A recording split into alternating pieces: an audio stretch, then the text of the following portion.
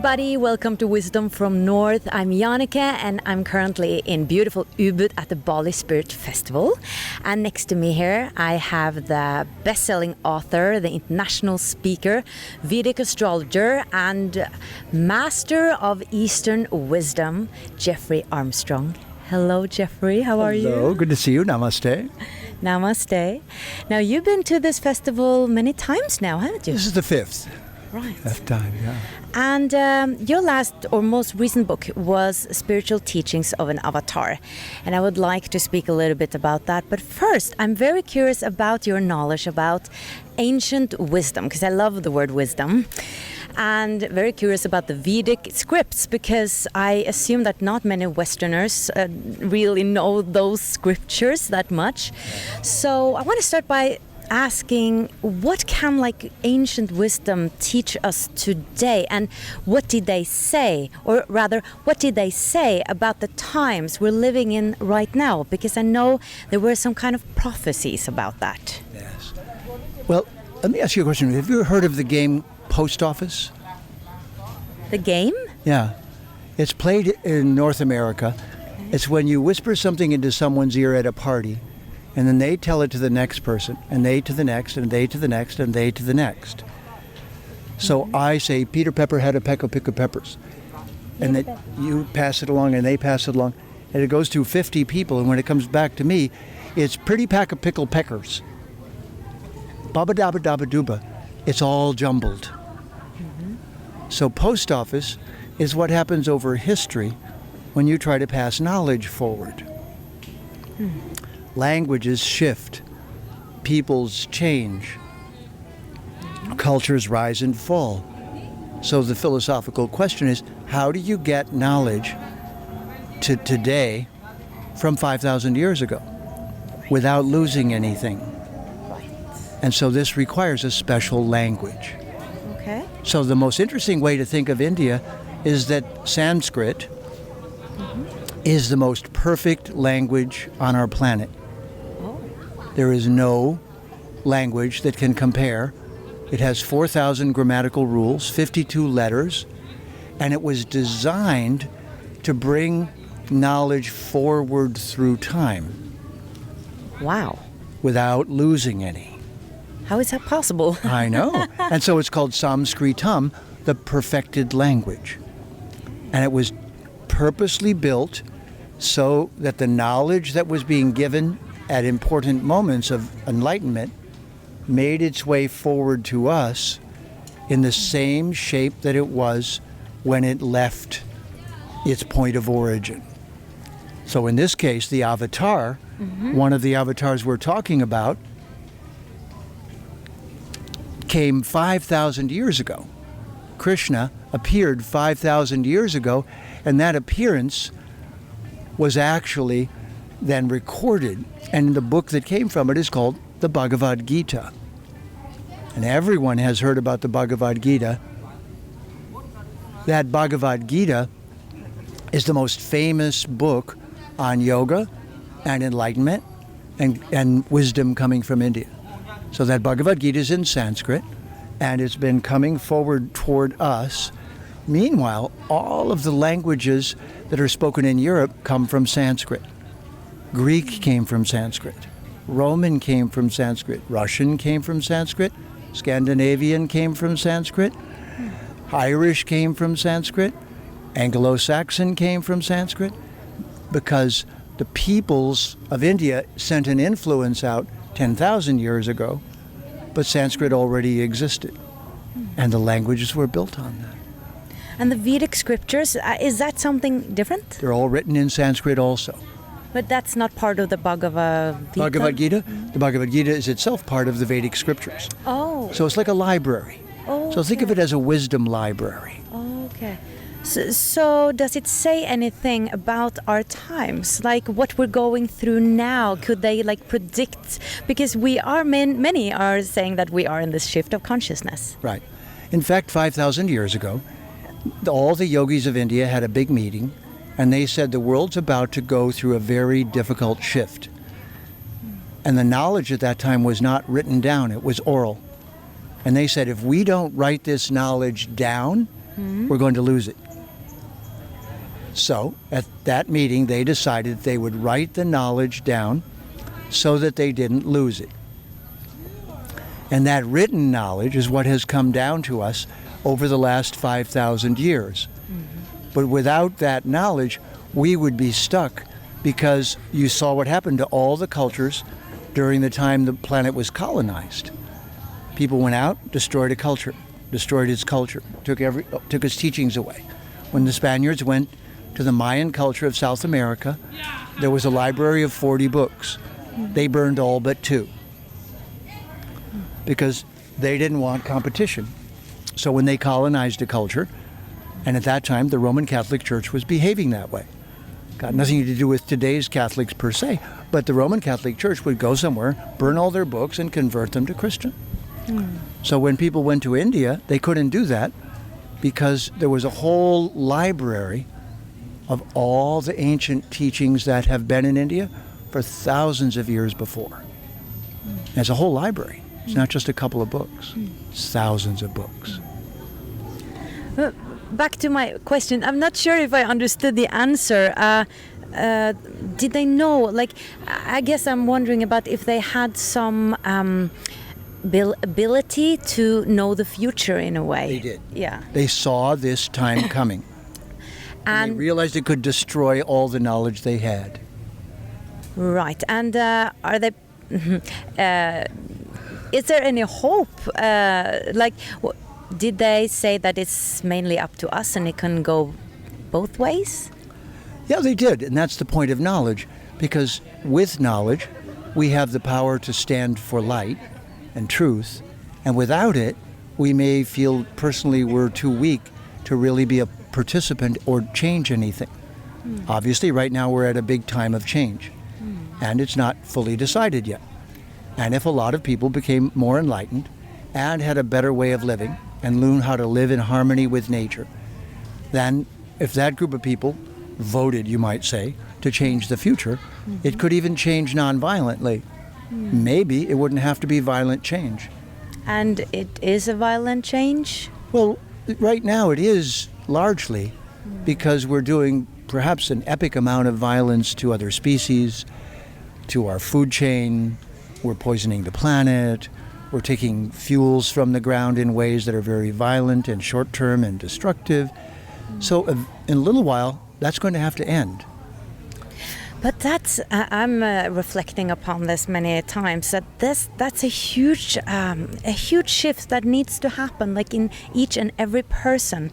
Yeah. And when we look at the news, it just seems like that is not mass consciousness. That's right. That is going to take thousands of years, you know? Well, if we didn't have television and media like this, perhaps it could take thousands of years. But on the other hand, we don't know what the outcome will be. The only thing we can do is try to become a participant. This is why here at the Bali Fest, I've been teaching a series of courses called Yoga Thought Leader, YTL. Because the yogis are all, you might say, politically, geopolitically, in the same viewpoint.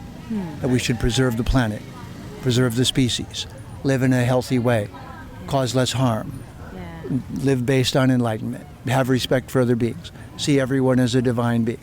So there's 250 million yogis in the world now who are not from India and did not exist 50 years ago. And maybe not everyone needs to have an enlightenment, because maybe there's like a turning point if so many, that's said to be 10%. When any viewpoint reaches 10%, it could potentially change the whole world. Right. And not even violently, just by its influence. Yeah. So I'm hoping. Yeah, I'm hoping too. That's why I'm doing this too, and also to expand myself and grow myself, because it's a journey. It's not. That's where it starts. Yeah. Even if everybody else decides to go crazy, you should decide to be sane. True. So, how did the ancient, like this wisdom that you have studied, did they look upon the human beings, like in terms of if we, each and every one of us, has a mission in life, like who we are, basically? Sure. Well, first, below us you can see the animal kingdom. And we have a side of us that behaves just like those animals. Animals eat, we eat. Animals sleep, we sleep. Animals fight, we fight. Animals mate, we mate. So our animal hungers are a real part of being human. But if a human just behaves like an animal, and they eat anywhere, mate anywhere, fight all the time, we wouldn't think they were much of a human. Now, on the other side of us is all the divine things, the beauty of nature, the miracle of life, and all the potential of love and beauty that we see as a human. Think of it that that's coming from our cousins, the divines, who are making life possible. They live in the light, and the animal kingdom goes right down into the darkness. Into the darkness? Well, because it's like the ground, the earth is dark. Okay. So you could be a worm and you'd live in darkness. But nothing negative about it. No. It's just the darkness. It's like night is dark and day is light. Okay. But it's a little negative only that if I said, would you rather live in darkness all the time or in light? You'd probably choose light, but you'd want to sleep. You'd say, can I sleep in the light? And I'd say, well, you won't need to. You'd be happy all the time. Is that okay? Happy all the time okay? Yeah, that's fine. So basically, life likes to move toward the light.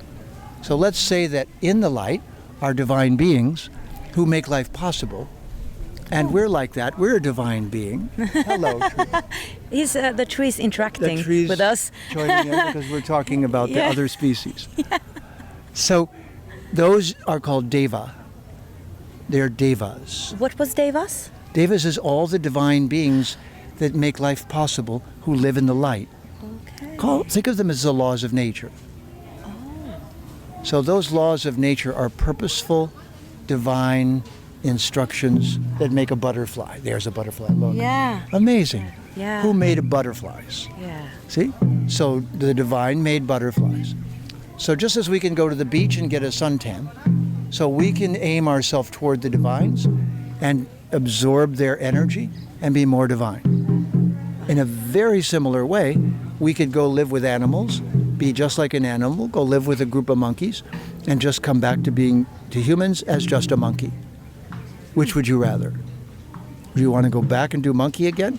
Or would you like to become more divine? It's your choice, do you see? Yeah. And most humans would say, well, sometimes I'm like the monkey and sometimes I'm like the divines. Yeah, but can we like split the consciousness though? Because I read somewhere that when we get on the other side, we can like be everything at the same time. We can experience being different things. Like a part of me is that butterfly, and a part of me is that tree, and a part of me can experience being a human. So because my soul is that big, and I can part myself. Well, that's called reincarnation. Before you got to human, you've already done that. So each body in the world is a classroom. And we've already done butterfly, we've already done caterpillar, we've already done shark and whale and monkey and tiger and deer and tree before we become human. At the same time though, because everything is existing once it's now. inside of you, then it's all at the same time. Right. You already have the wisdom of all those species inside you because you're at the human level. You may have forgotten that. it, but you have it. If you looked inside, you'd see all those wisdoms live inside of you. Yeah, because we do have all the wisdom inside of us. In that sense, we do. But still, it's gone to sleep. Okay. And a guru is someone who wakes it up. Right. So that's where the guru is kind of like nudging us to wake up. And eventually we'll be like that too, which is why anyone could be a guru. But to say the guru is inside you isn't quite enough. If I said the brain surgeon is inside of you, let's wake him up or her up, you still need a teacher to be a really good brain surgeon. Yeah, and a lot of practice. And a lot of practice. Yes. So even though, yes, potentially we are also made of truth, we're a divine being. But we have kind of gone to sleep, so I call it I-amnesia. We've forgotten who I am. And we've sort of gotten lost in our reincarnation, and we're a little bit more on the animal side than on the divine side. But once you reach that point, then you start leaning toward the light a little more than toward the animal side, because I did that already. Right. But I can still learn from a butterfly. I can still learn from, Well, that's because you see the divine intelligence in the butterfly. Because whoever made butterflies must be pretty brilliant, right? Yeah. But your eyelashes are like butterflies. And so who made your eyelashes? Who made you beautiful? This is the philosophical question. Who made all this beauty? What's the purpose of all this beauty? Where is it leading us? Is there somewhere we can go that has all that beauty all the time? Always showing? I'd like to go there, would you? Yes, Wouldn't that be indeed. amazing? Yeah. So think of that. That's a possibility. Yes, I really hope so, and I really believe so. And I just, when I look around and see all the beauty, then I'm not in doubt that that everything is love. Like for me, Yes. that is a proof. That's the proof. That is so beautiful. Like that tree, everything is so perfect with nature, and that means that the intelligence behind it must be good and loving. It's called evidence. Yes. Yes. So in yoga learning, there's a stage called Vedanta. And that's when you examine all the evidence and conclude that all of this is coming from a divine place. And it's an actual stage of meditation. Okay. And in that you go, this can't come from just nothing now. This is purposeful. Look at how that's designed. Look how beautiful that is. Look at how inspired I get. So we seek then ultimately to move toward that. So in yoga, that's called moksha. Moksha means ultimate freedom. Be like if right now you could grow wings and fly. Wouldn't that be amazing? Yes. We do it in our dreams. Yes, I was just gonna say, I've done We it do, don't very we? many times. Yeah, of course. Yeah. So what if we could just do that and fly anywhere we want? So dreaming is released from the physical body, which is kind of an anchor, which is keeping us here. Right now you're in a female body, I'm in a male body, but our Atma, our true self, is neither male nor female. The soul, in a way. Yeah. Soul is called the Atma in Sanskrit, A-T-M-A. And it means the part that's indestructible. You can't destroy it. It's immortal. See? It's shining. It's the consciousness is coming from there. Yeah. Like sunshine, the sunshine of our body is the consciousness in our body. Nice. So, have you had any real experiences with the divine yourself, or have you more studied it? It was my experiences in it that led me to study it. So I started having those experiences at a quite young age, about 8 years old. And it led me into what you would then call curiosity, and then asking questions, and then having more life experiences that affirmed what you said. Just like, imagine, if you went to a museum and you saw it was filled with beautiful things that someone had created, and no one told you how it came to be, you might go, I just don't believe that it just happened. I believe someone made this. I was like that. So then I began to read and study, and I found out there have been other people before me who believed that. Who verified what you had experienced in a way? And talked about it at a deeper level because they were more advanced than I was in that consciousness. That's what gurus are. There's somebody who came to that conclusion a little before you did, so they can speed you along. And they can feed your process with the right kind of food, which is the right kind of knowledge. And then that knowledge has an effect on you, just like a drug does or a food does. You go, oh, wait a minute, that intoxicating knowledge, that keeps me happy all the time to think like that. That's wonderful. I wake up laughing when I think of that knowledge. And it's also called mantra. So mantra is a sound vibration that links you directly to something divine. Yeah, there's something really magical with sound. Yes. Yes. It's the very basis of all this. That Sanskrit language I was talking about emerges out of divine sound. And all the letters are divine sound. And when you put them in the right combinations, they do become magic words. So we say, Om Sri Ram Jai Jai Ram. Now the word Ram gives us the English word romantic. And it does something to us. It actually wakes up our true self. Okay, last question, because I know you have to go, you're very busy, but I wanted to ask you a question about karma, because you've written about this. Yes. And you have another approach than the kind of mechanical, scientific, Western way of seeing cause and effect. That is actually these devas that are influencing or acting or doing something in the Yes. background. Yeah, so imagine that we do live forever, that we're immortal beings, and we're visiting the material world. So then the material world is not just a universe, it's a university. It's a place of learning for us. And so it's well thought out. And we go from life to life, and we work on projects. And each new body we get is a continuation of that project. It's like when we go to sleep each night. We forget who we are, we have dreams, we go away, and we come back and we say, where was I? What are my projects? So think of that as reincarnation. So each time you go to sleep at night, you reincarnate and come back in the morning. And between lives, you do the same thing and you come back. So karma doesn't just mean cause and effect.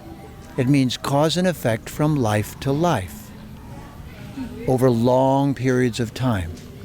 So the things that you order from the catalog by doing things and wanting things are delivered by divine helpers, and they're called the Devas. This is where astrology comes in. Those divine helpers deliver packages to you that you ordered in previous lives, but they have your name on them still. They have your soul's name on it. And so I call it UPS, Universal Partial System. So the parcels of what you asked for are delivered to you over time, and here comes one. Knock, knock, knock. The UPS is at your door, and $1 million check from the uncle you'd forgotten about. And that's a landing piece of karma that somehow belonged to you previously. Pretty complex. The universe is a complex place. To run one is complex. Yeah, and the soul is complex. I mean, think about all the lifetimes and all that can be delivered to But you. it would make us more generous with other people. We wouldn't say, oh, are you this or this or this, and be prejudiced. We'd say, well, we've all had so many lives. I was female in my last life and male before that and female before that. So we're intergalactic, cross-dressing adventurers. And we go from male body to female body to male body to female body to president to street sweeper to... We're here learning. Yeah, I love it. Thank you so much. Namaste. Thanks for having me on. And thank you so much for watching Much Light from beautiful Bali. Bye-bye.